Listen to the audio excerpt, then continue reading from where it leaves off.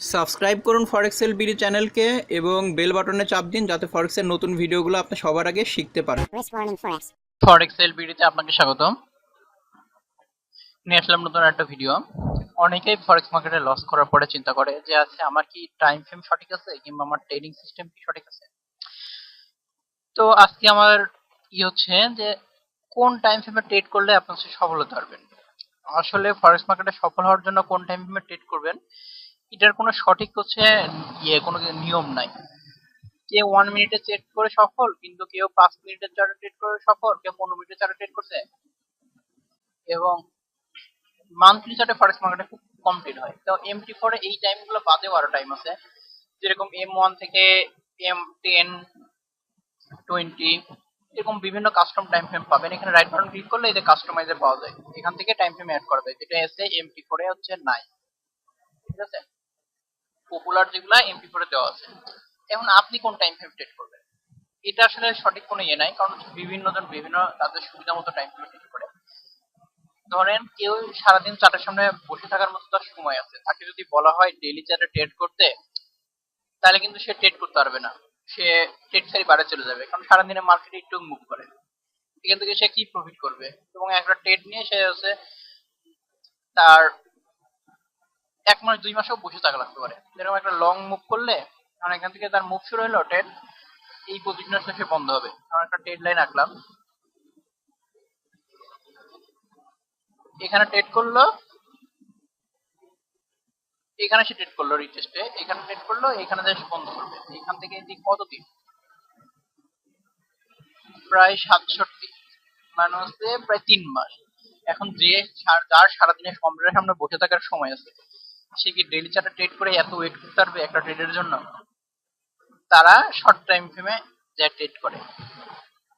আর যাদের হাতে সময় কম, যে হচ্ছে তারা অন্য কোনো বিজনেসের সাথে জড়িত, কোনো জবের সাথে জড়িত, তারা কি করে লঙ্গার টাইম ফ্রেমে ট্রেড করে। তবে হচ্ছে ডেইলি, উইকলি, তারপর হচ্ছে মান্থলি চার্টে ফরেক্স মার্কেটে খুবই কম ট্রেড হয়।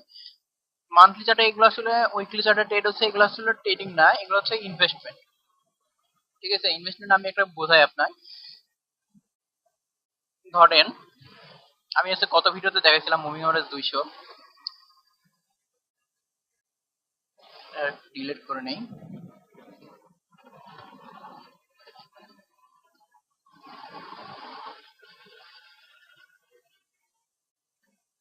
ধরেন কেউ এইখানে একটা ট্রেড পাইলো, তাহলে এইখানে ট্রেড পাওয়ার পরে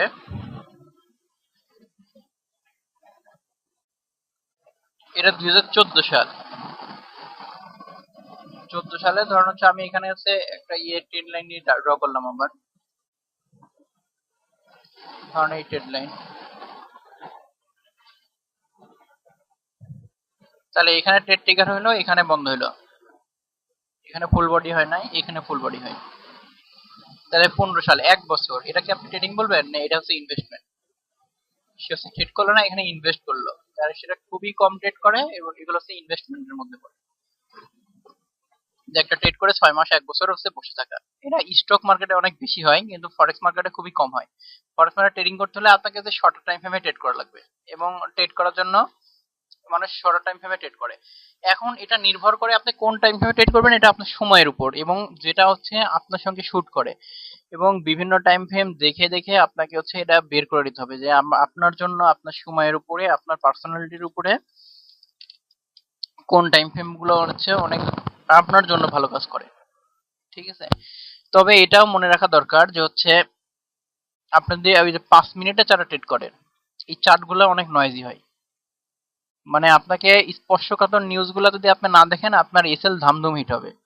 এমনকি এইসব সিস্টেমে আছে, মানে সিগন্যাল খুব দ্রুত চেঞ্জ হয়। ঠিক আছে, মানে আপনি ট্রেড দিলেন 5 মিনিটের মাথায় আপনার টিপি হিট, কিন্তু যদি আপনি হচ্ছে H1 H4 এ ট্রেড করেন, তাহলে দেখেন আপনার কিন্তু একটা ট্রেডের এসএল ওইভাবে অত দ্রুত হিট হবে না। ঠিক আছে, এবং প্রফিটে গেলেও মার্কেট অনেক বেশি প্রফিট দিবে আপনাকে। এর জন্য হচ্ছে ফরেক্স মার্কেটের সঠিক টাইম ফ্রেম বলে কোনো কিছু নাই, যে আপনি যেই টাইম ফ্রেমে প্রফিট করতে পারবেন, আপনার সঙ্গে শুট করে সেই টাইম ফ্রেমে ট্রেড করতে হবে। তাহলে হচ্ছে আপনি ফরেক্স মার্কেটে ভালো করতে পারবেন। যদি আর মনে করেন যে 2-4টা ট্রেড লস করার পরে যে আপনার টাইম ফ্রেম ভুল আছে কিংবা আপনার ট্রেডিং সিস্টেম ভুল আছে, তাহলে আপনাকে অবশ্যই চেক করতে হবে যে আপনার ট্রেডিং এ আপনার চেক লিস্ট মেনে আপনি ট্রেড করতেছেন কিনা, আপনার ট্রেডিং এ কোনো আপনি ভুল করতেছেন কিনা। অনেক সময় হয় কি 4-5টা ট্রেড প্রফিট করার পরে ওই 2-4টা রুলস ফলো করা হয় না, তখন কি হয় ওই ট্রেড গুলো হচ্ছে লসে চলে যায়। তখন ফাইন্ড আউট করা যায় আসলে আমার নিজেরই ভুল ছিল যে ওই চেক লিস্ট গুলো আমি ঠিক মতো মানি নাই। এই না মানার কারণে আমি হচ্ছে লস হচ্ছে। এই জন্য টাইম ফ্রেমের কোনো দোষ দেওয়া যায় না, সব টাইম ফ্রেমই ভালো। তবে ছোট টাইম ফ্রেমে কিছু প্রবলেম আছে এবং বড় টাইম ফ্রেমেও কিছু প্রবলেম আছে। বড় টাইম ফ্রেমে আপনাকে মাসের পর মাস এমনকি বছরও ঝুলে থাকতে হতে পারে একটা ট্রেডে। এটা নির্ভর করে আপনার সময়ের উপরে। ঠিক আছে,